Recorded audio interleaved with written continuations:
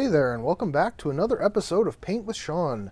So today we're continuing on our Rocky Mountain scene, and we've done step-by-step paintings that show you every individual aspect of how we got to where we are. So background, sky, clouds, mountains, trees, rocks, paths, all the pieces that we've implemented to get the scene that we have now. So today we are going to work on a close-up path. So we've sort of got a distant path going on over here, but we want to put a little bit more detail and some things that make it look a little bit closer up. So we're going to put some layers in our path. We're going to have some elevation changes and really show some things going on in here. And the path is going to line out where some of the other outside of the path interacts with it. So this is going to be kind of a starting point for us. So today we're going to be working with some real natural colors. We've got our black and white for value change. Brown, yellow, and green are also going to be incorporated here with the path colors. So today I'm going to be working with my fan brush and my knife. So these are going to be the two pieces where we can really put down some color and then also make some movement happen. So that's what we're really looking for. So we've got a real dark color over here on the sides, and again we're also going to cover this up with some more detail work with some hills and things going on, but we're only focusing on our path here today. And so one of the pieces is that the path is very wide where it's close to you, and then it sort of gets smaller towards the end. So this is what gives it that effect of leading away from you, where again the path is fairly big here and then it gets real small in the back. Okay, so that narrowing is what shows a distance, right? Now again, if the path opens up, that doesn't necessarily mean that it isn't far away. But what we'll want to do is have the path less detailed far away than it is up close. All right, so we're going to put down some color in here, and we're going to try to do this today without taking forever. I know a lot of my episodes, I talk a lot, and I'm going to continue to talk. I really enjoy that part, but some of the painting is very detailed and pieces and that kind of things. So I'm showing you guys some of the base techniques, so I want to really get into that with you quick today. So we're going to start out with our knife so that we can kind of cover some big areas. Okay, so I want to pull, I'm literally just going to pull over some of the brown that I have, grab a little bit of the black so that it isn't just a straight brown color. And I realized several times that you guys can't always see me mixing these colors. Okay, and I want this to be a fairly light color within this. Okay, so brown and black are there to sort of muddy the colors. And then I want to pull in some yellow. Okay, so I didn't get near as much as I wanted there. Let's get a little more yellow. Okay, and this is a little awkward trying to show you like this, but then I'm going to pull a bunch of white. Okay, so I've got a bunch of colors in there. I'm just going to mix these up, and we're going to make a sort of muddy tan color. All right. And you may need to adjust those colors. So this is what it came out to be. It's a little darker than I want, so I'm going to pull a good bit more white in there. And again, just mix this until it comes out to be sort of the color that I'm looking for. Now this is a little bit more brown than I want, so I'm going to pull also a little more yellow in there. Okay. And I want this to be sort of a light tan color. So we're going to get a little more of the white. And it's okay if I need to get more paint later, but okay, there we go. Okay, so this is sort of the color we're looking for, and then we can adjust this lighter or darker. Having kind of a medium light color is what I'm going for, okay? So I've already got some on my palette knife just for mixing it, and then I've got a good supply of this that we can fill this in. Now again, we want the stuff that is farther away from us to be less detailed. All right, and so I'm gonna start out there and work towards myself. We always want to do the stuff that is farthest away and work closer. We do have our little rock situation that's kind of pointing over this, so we'll kind of have to carefully work around this. But a lot of times, guys, when you're putting one layer on, you may cover something up. We might have to go back and repaint the rock a little bit, and that's okay. All right, so I want this to just cover some scale here, but we're going to have some dips in our path. It's not just going to be a straight boring path. Another thing that gives it a bit of contour is to literally give it sort of a U shape as you come through.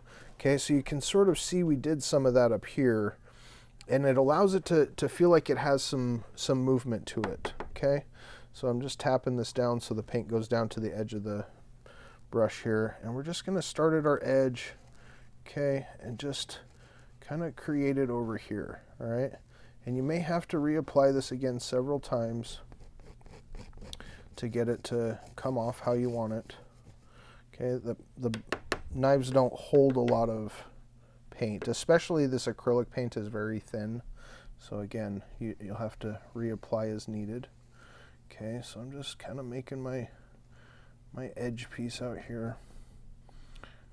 All right, and I'm just gonna get some general shapes going on here with my palette knife. Okay, and we're just going to get some of this color on here, and some of these little more detailed areas I just want to kind of take my time with it. And if it goes over this, that's okay. Okay, so we're going to literally just sort of scrape sideways and flatten that knife out to get it to, you know, the angle that you need to put the paint on. Okay. And these little breaks in your paint is okay, because the ground is not even. It doesn't come out like a perfect line, so you really don't want it to be exact. Okay, so we're just going to get some paint going on here, and there's a couple of colors mixed up in this. Okay, so you can see a little bit right here where I just put a new layer of paint. It's a little bit darker in some areas. Okay, so don't worry about if the shape of your path changes a little bit. You can always go in and adjust it and have it be how you want. Okay, we can play these back and forth a little bit.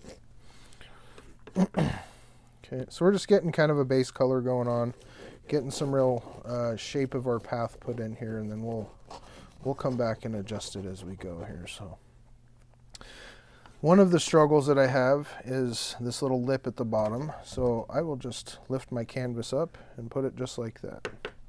So it's right on the edge. I can get all the way down to the bottom here, and again I got a lot of paint going on, so if you get too much it might drip. Okay, so a lot of times you can even use that to your advantage, where the thickness of the paint can actually create its own realistic texture. Okay, so depending on how you apply this, okay, and I don't want the white to show, so I just want to make sure I'm over the top there, and you may have to hold this at different angles and play with it just a little bit. Oh, there we go. That's what I was looking for, some of that paint that was underneath that didn't get fully mixed. Okay, that's what will create some of this more up front detail, stuff that's a little bit closer to us. Okay, and we're going to go back and put some more things in there, so I just want a little bit of break here and there and get the shape of it on here. Okay, so again, we're not Bob Ross. Oh, I am putting my sleeve in the paint. I never did see Bob get paint on his clothes or anything. That guy was such a professional. Okay, so I'm just going to kind of marry this together and get it to come off the edge there. Okay, so closer to us, we want it a little bigger. Okay, and as it gets away from us, it can kind of get a little skinnier and do its thing that way. Okay, so we kind of got it rounding around the corner there. I've got paint all over me, so wipe off my knife here. Clean myself up just to try and limit the distribution here. If I hadn't said this before, make sure you got some paper towels at hand. This acrylic paint is very friendly though. If you do get it on your clothes, just really rinse it out and wash it out good, and it'll come out here. So grab another paper towel. Got a nice little roll handy here, so I don't have to go too far here. Okay, so now we've got sort of our base structure on. we're going to come back in here and add some detail to it. So I'm going to use the fan brush for this one. And again, we've got a wet color here. So we want to do a wet on wet is what this technique is really called, where we want this to blend with the color that's underneath. Okay, so I'm just going to kind of play in some of this just a tad here. Okay, so I'm just using the little tip of the knife to kind of edge in some of these detail pieces wherever I want. Okay, and you guys can do the same. You can play with this and do whatever you wish. So these little inconsistencies, though, this is what makes it look a little more natural. Okay, so you want to make sure that your path isn't just, it's round in general, but the outside's going to be a little choppy. Okay, so we want to get some contour going on while this is still in a dark place. So dark is where the shadows are. So this is typically where we go down a hill, and when you start to come back up, you will have a gradient that starts to show lighter and lighter as you get on an upward scale. So I'm going to take some of this brown and just tint it a little bit with that same color we were working with. Okay, so I want this to be darker but not pure brown. I don't want this to be super dark. Okay, so it's sort of a in-between color. Now the top of the hill where you can see is going to be a straight line. So that's going to be very easy. So in the far off distance, I just want to make a little bit of a line. Okay, so let's say right here, we've got ourselves a little bit of a contour. Okay, and this doesn't have to be super strong. And again, it's not going to go on there directly as the color. It's immediately going to mix with what's there. Okay, so this darkness is immediately going to lighten. Okay, so I just want to have a little bit of this darker color here, and it's not showing up dark enough, so I'm just going to grab some more brown, mix back in, and darken up that color that we're working with. Okay, so again, guys, don't feel like you have to be perfect at mixing the colors. That's one of the biggest challenges in painting, is trying to find the color that you want. The more you do this, the easier it gets. Okay, so I want to get, there we go. Okay, so a fairly good ridge there. And then I just want it to pull up a little bit. Okay, just a tad, so that it really looks like we're coming up out of a dark area. Okay, so I'm going to grab a little bit more of that straight brown because this is mixing real well. There we go. Okay, and just a little bit. Okay, now I'm going to take a dry brush and see if I can just soften this a little bit.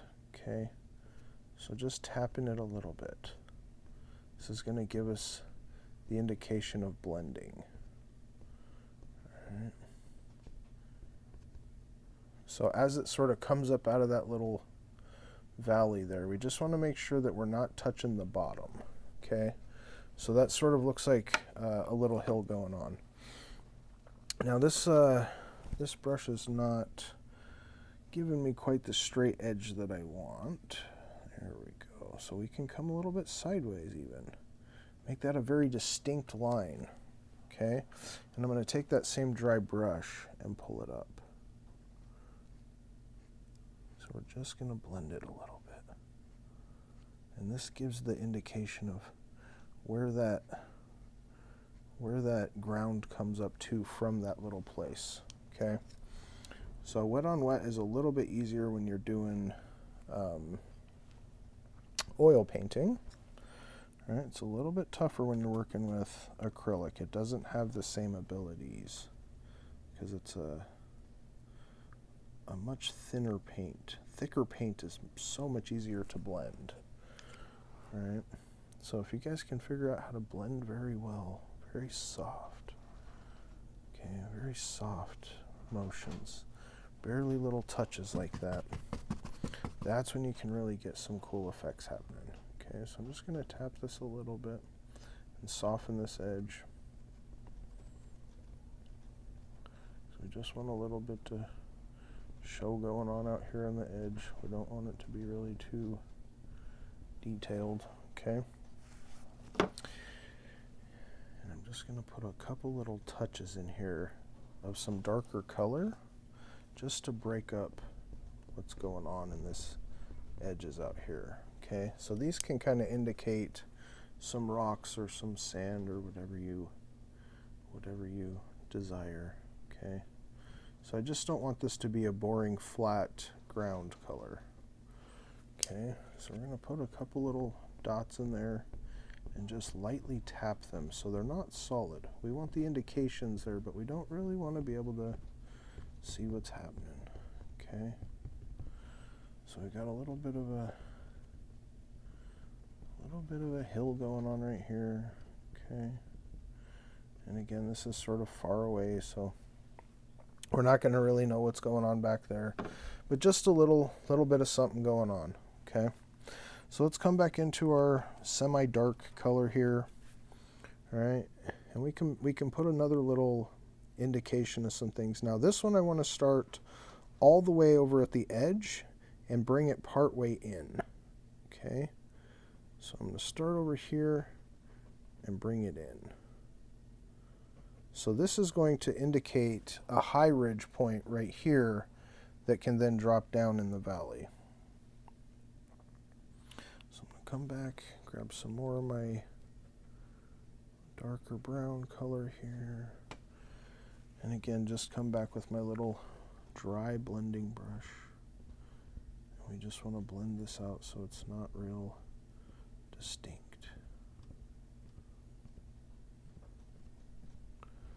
Indications of things happening. That's where we see the contour, the little bits of light to dark, and maybe there's a little cliff falling off right there. Okay, so again, I'm going to grab some more of that little brown and just kind of bring it sideways. Give myself a fairly solid little ground line there. And you can just kind of play with this back and forth, guys. Okay. So the ground will just have a little contour. Okay, so we can kind of play with this as we come back and add a little pieces of things going on here and there, and you can just turn this brush and just sort of tap it out a little bit. Okay, so this will give us some indications of some ground breakage, and I'm just putting on a couple of dabs of this darker color here. And as you can see, this dry brush is now picking up some of this others. So I'm just going to wipe it off on the paper towel, try to get the majority off. And then we can come back in again with that dry brush and get a little more of a blending effect going on. Now we have some 3D motions going on within the actual depth of the paint itself. So you can always play with some of those as well. So let's just throw a little thing going on over here. And we can play however we want with some of these effects, guys. This is pretty simplistic, so we're just putting some indications of color change. All right, and you can see I just blended that all the way because there's quite a bit of that lighter color on, so may have to put some more paint on there. A lot of this is back and forth. Okay, the one stroke situation like Bob does is kind of tough to achieve sometimes, so I'm gonna have just a little bit of a extra thing going on right there. Oh, there we go, got a little extra. So again, no accidents, just no mistakes, happy accidents. That's what we're looking for. So this has got a lot of paint going on, so I may need to dab it off a few more times.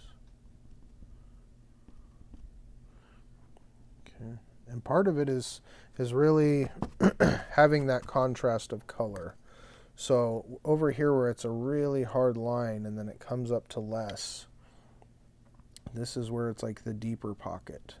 Okay, so as you blend these out, you don't have to blend them evenly. Sometimes they just indicate some things, all right? But this strong line on the back, that's really what we're looking for, because that's what creates sort of the drop-off point. Okay. Just tap that in a little bit. that. There we go. Looking good. Okay, so we'll continue playing with this as a back and forth dark and light situation. All right, now up here, I want to have, again, just kind of fade off into the path. So we've got some pieces that are a little bit broken out, right? And they're doing their thing. We've got ups and downs, and in the back we want it to be a little more detailed. So I'm going to get a little bit of that darker color here. Okay, and I'm just going to put a little bit of more distinct, bigger color in here. Okay, I can just come sideways with it and have a little bit more going on. Maybe this one sort of comes up here and can play from this little area and comes a little hill like that. Okay, so same technique. I just want that nice strong line on the bottom that gives us our area of horizon line for that layer. And then we're just going to tap it up and blend. And the less paint you got on there, the better. On the tip of the brush anyway. Okay, so I just want to bring that edge up there. Just give it a little indication of things. It won't quite that much, so I just took a little off. Okay, so you guys can play with these in different dark and light tones. And if you do pick up some of that darker color on your brush and you want to just redistribute it out somewhere else, you can do that. So we can play with that a little bit and see how this comes out. Okay. So we sort of got a little contour going on. The more distinct you make these lines, and again, sometimes you need to come back because wet on wet, it mixes very quickly. So we're really focusing on trying to get the blend of the front where that shows up. That bottom edge can be crisped up by coming back with a little more detailed brush and doing some blending. But that effect of the blend upwards makes it look like you're coming up out of a hill. Okay. So very important to kind of understand the lay of the land and what you're trying to insinuate happening, okay? So again, I'm just going to throw in a couple little pieces here and give us a little more detail in our foreground with some of this dark, and then we're going to come back with some light stuff.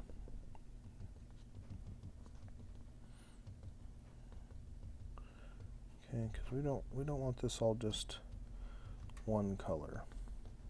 Typically, to show depth and things happening, I usually recommend at least 3 colors.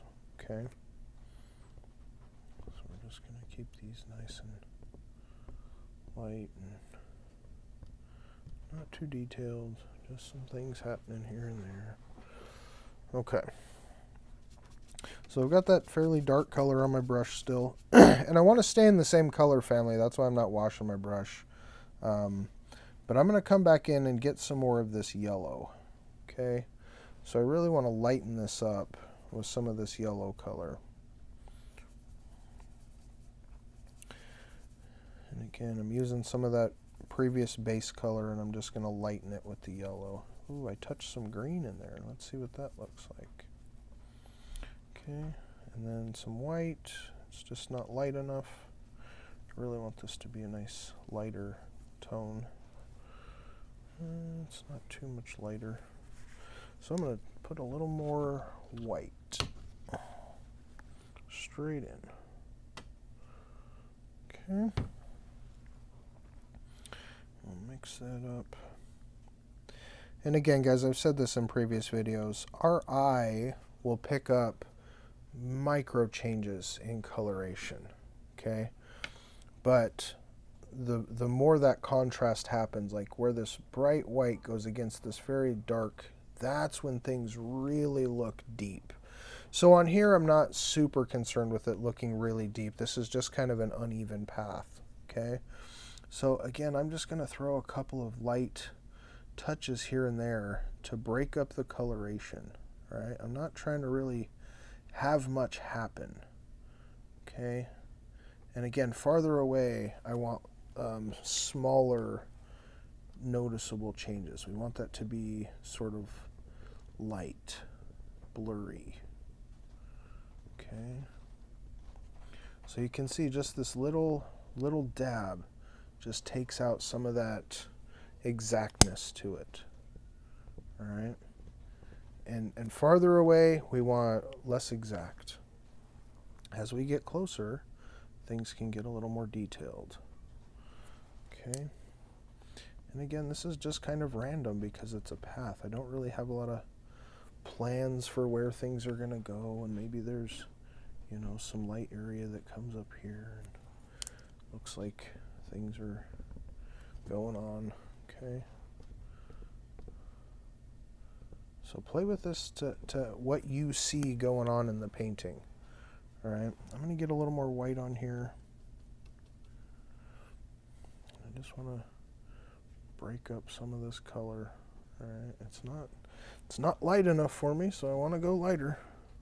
I really want this to show up a little bit more in the foreground, so those color differences are going to start to show up a little bit more distinctly, okay? So let's get this lightened up here. There we go. All right, and we can have a few things here and there, and however you want to play that out. Okay. Now again, when we did the dark ones, I left the bottom edge and blended out the top. On these ones, I'm doing the opposite. I'm blending out the bottom so that that top edge looks like a little peak of a ridge. Okay. And the opposite side's already going to be lighter because it was that color we were working with before. Okay. And again, these don't have to be exactly perfect little straight lines or whatever. You can have lots of little variation next to each other. And we're just adding little pieces here and there and having a good old time. So if you're painting along with me, appreciate you guys. Thank you for spending some time with me. But you can see how this dark and light's starting to give us a little bit more variation to our look. So I'm going to get a little bit lighter, okay? Give us a little bit more contour, all right? And some of these little punches, little dips, all right? I just want a little bit out here, and I'm pushing very softly at the end. Okay, but these are the pieces that give us the breakup in our path. Again, for that depth and contour, it's very important. See how that edge on the top is very distinct, where it kind of blends out on the bottom. Okay, so we don't always want to be able to see exactly what's happening, but we want to have an idea of what indications we're trying to create. So this is sort of starting to look like a real rocky type of path with some of these, you know, big areas coming up that are nice and sharp. So if you don't want those to be quite so harsh, okay, we can just tap them lightly on those edges. And you take out a little bit of that detail, and it instantly starts to flow a little more, okay? And I'm just going to put a little bit of that over here on some of my more harsh transitional areas. Okay, so we can soften things very quickly. All right, so again, I'm just showing you techniques, guys, and we're just kind of tapping some of this in, little bits here and there, and we've got ourselves, you know, a pretty good looking little path going on. I've got a little bit there. I'm just gonna fill this in. Okay. Now, so we've got our little path established.